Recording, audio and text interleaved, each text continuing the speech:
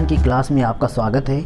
दोस्तों, इसके पहले अगर आप 100 क्वेश्चन देख लिए हैं तो कोई बात नहीं, अगर नहीं देखे हैं तो लिंक डिस्क्रिप्शन में दे रहा हूँ, वहाँ से जा कर के आप 100 क्वेश्चन पूरे कर लीजिए। तो हम 101 से यहाँ से आज स्टार्ट करेंगे।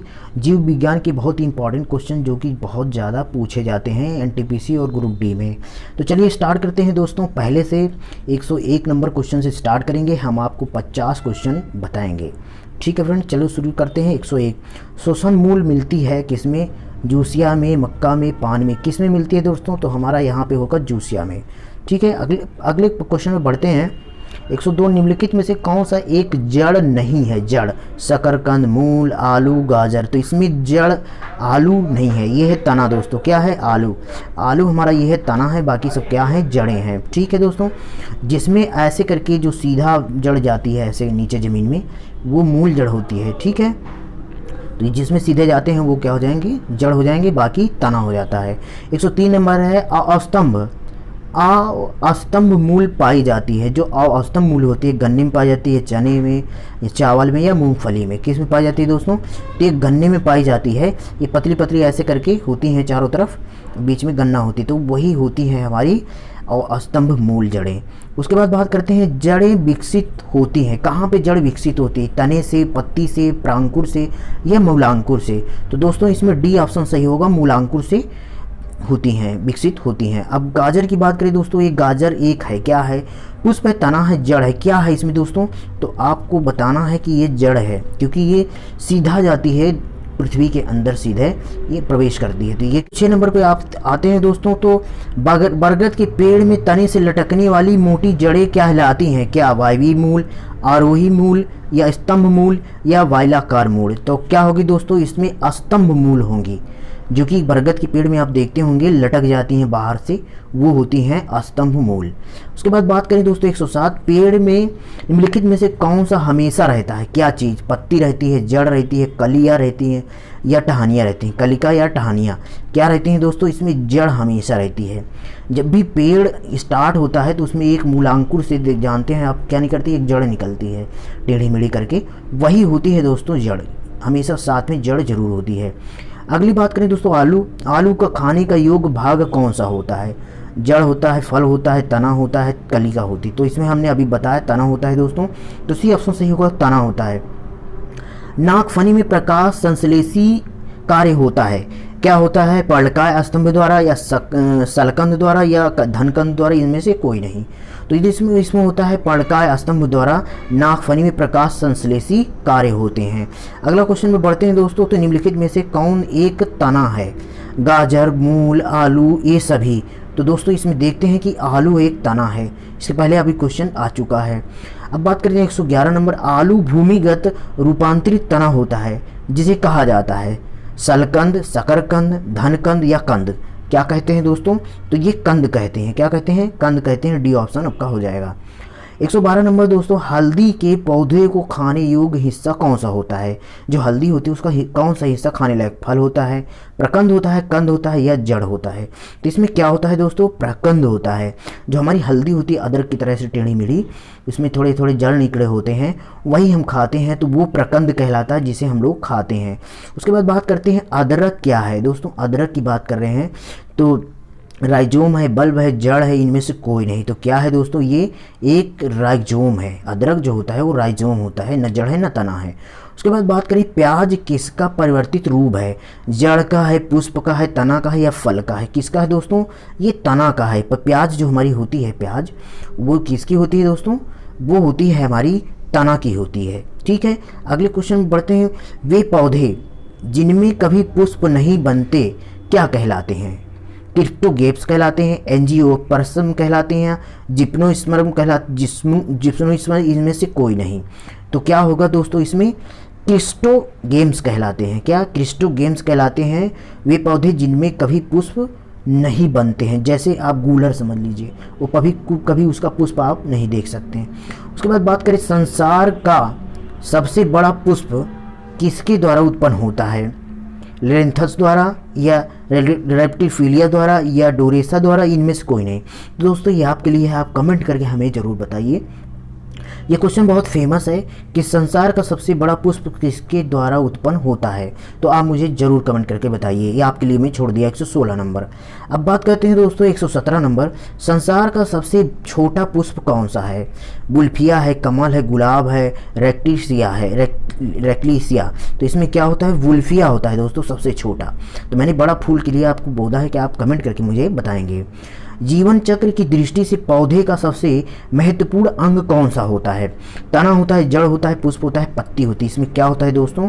हमेशा पुष्प होता है। जीवन चक्र की दृष्टि के, जैसे जीवन चक्र हम लोगों को होता है, अगर कोई औरत नहीं होगी, माँ नहीं होगी, तो कैसे हमारा जनरेशन आगे बढ़ेगा? तो जीवन चक्र इनका क्या होता है? पुष्प होता है। ठीक है दोस्तों, अगले बात करें दोस्तों, कौन एक जीवित जीवाश्म कहलाता है? जीवित जीवाश्म, जिनकोगो, साइंकस, पाइनस। क्या होता है दोस्तों? जिंकगो होता है। जिंकगो क्या होता है? एक जीवित जीवाश्म कहलाता है। अगला क्वेश्चन है दोस्तों कि दमा एवं खांसी रोगों में काम आने वाली औषधि एफेड्रिन किससे प्राप्त की जाती है? पाइनस से, या जूनिपेरस से, या साइकस से, या एफेड्रा से? किससे दोस्तों? एफेड्रा से प्राप्त की जाती है। इफेड्रा से प्राप्त की जाती है दमा एवं खांसी के रोग की। संसार का सबसे बड़ा पुष्प कौन सा है? अभी हमने आपको ये कमेंट करके बताया है कि आप हमें बताइए। तो ये क्वेश्चन दोबारा आ गया है, तो आप बताइए सबसे बड़ा फूल कौन सा है? चलिए हम आपको बता देते हैं, रेफलेसिया है। क्या दोस्तों? रेफलेसिया है। चलिए अगला क्वेश्चन बताते हैं दोस्तों, सामान्यतः अंकुरण के लिए किसकी आवश्यकता नहीं होती है? हवा, ताप, जल, प्रकाश। इसमें किसकी नहीं होती दोस्तों?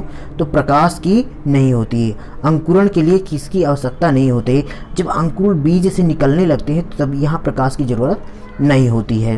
उसके बाद दोस्तों अगले बात क्वेश्चन करते हैं, किस पौधे में बीज होता है लेकिन फल नहीं होता है?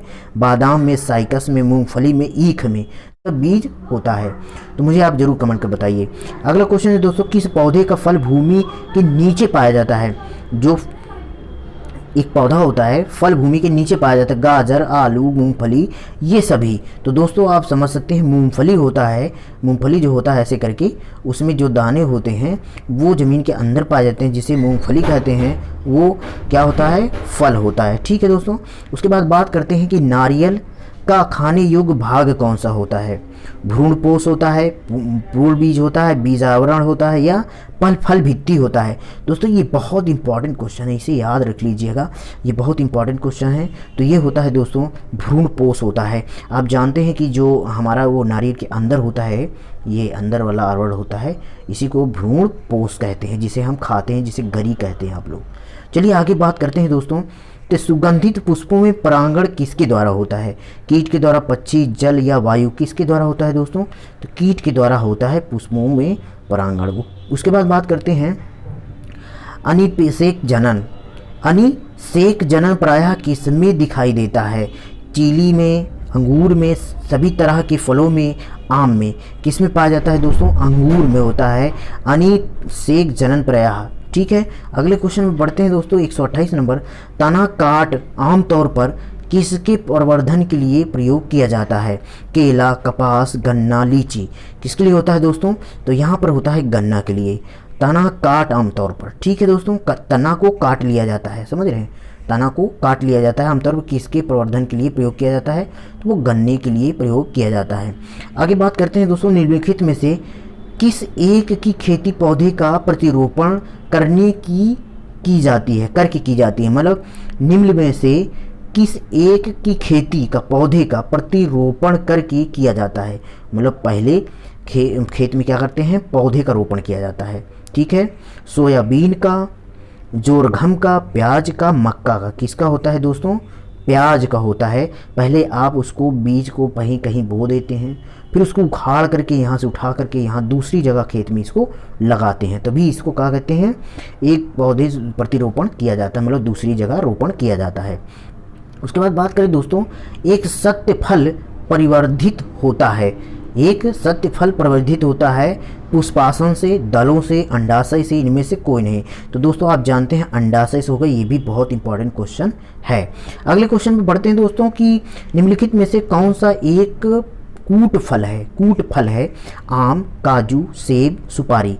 क्या है दोस्तों? इसमें से सेब है। सेब एक ऐसा चीज़ है कि कूट फल है।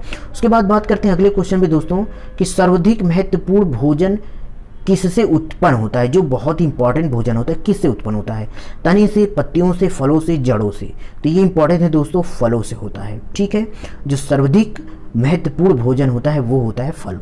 ठीक है,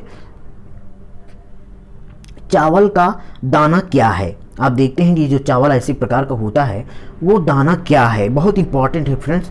तो ये होता है दोस्तों एक बीजी फल या फल, ये सभी क्या होता है दोस्तों, यहाँ पे उत्तर होगा एक बीजी फल होता है।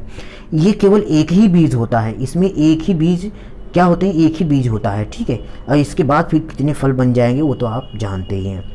नाशपाती का कौन सा भाग खाया जाता है, ये भी बहुत इंपॉर्टेंट फल है, क्वेश्चन है दोस्तों। नाशपाती का कौन सा फल खाया जाता है, अंग खाया जाता है, फल, बीजाणु, गूदेदार पुष्पासन, ये सभी क्या खाया जाता है दोस्तों, गूदेदार पुष्पासन खाया जाता है नाशपाती का। ठीक है, उसके बाद आप बात करते हैं दोस्तों बीज किससे विकसित होता है। जो बीज होता है वो किससे विकसित होता है, अंडाशय से, बीजाणु से, प्राणकर कोषों से, इनमें से कोई नहीं। किससे होता है दोस्तों, बीजांडों से होता है। बीजांडों से क्या होता है, बीज किससे विकसित होता है, बीजांडों से विकसित। 36 नंबर है दोस्तों, निम्नलिखित में से किसे वर्गीकी का जनक कहा जाता है। अरस्तु को, टेबरेनस को, लिविनियस को या लीनियस को।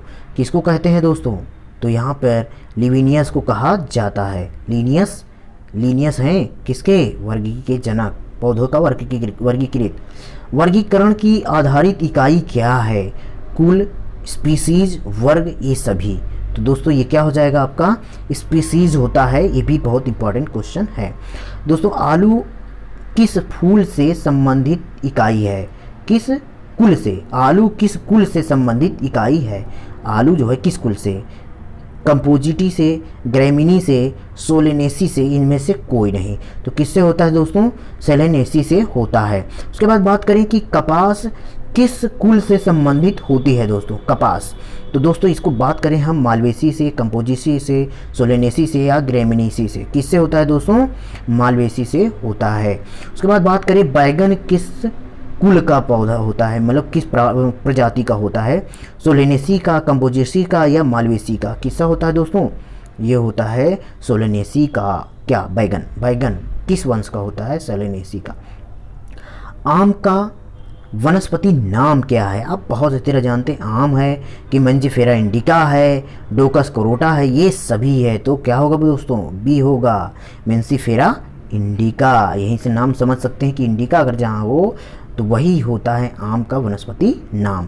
उसके बाद बात करें दोस्तों, दलहन पौधे संबंधित हैं। दलहन पौधे किससे, क्रूसीफेरी से या सोलेनेसी से या ल्यूग्यूमिनी से, नोसी से या ग्रेमिनी से।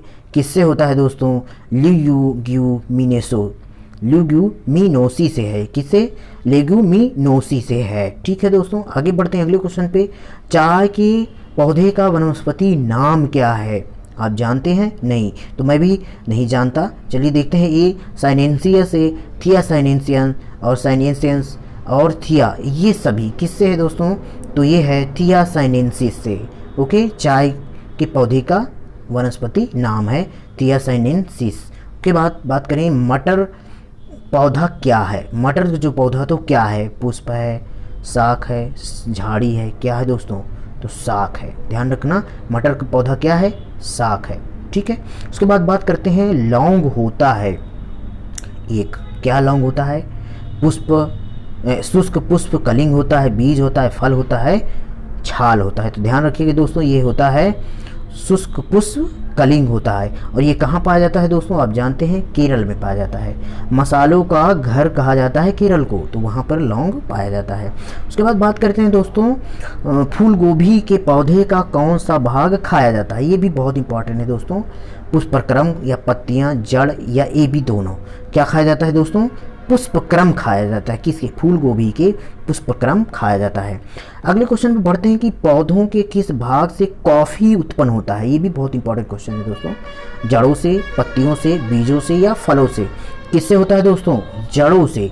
कभी भी ध्यान रखिएगा, कॉफ़ी कहाँ से प्राप्त की जाती है, उनकी जड़ से, कॉफ़ी की जड़ की ही बनती है कॉफ़ी।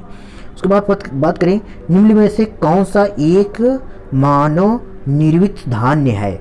ठीक है, ट्रिटिकम वुल्गेयर, ट्रिटिकेल, जियामेज या धान्य? क्या है दोस्तों?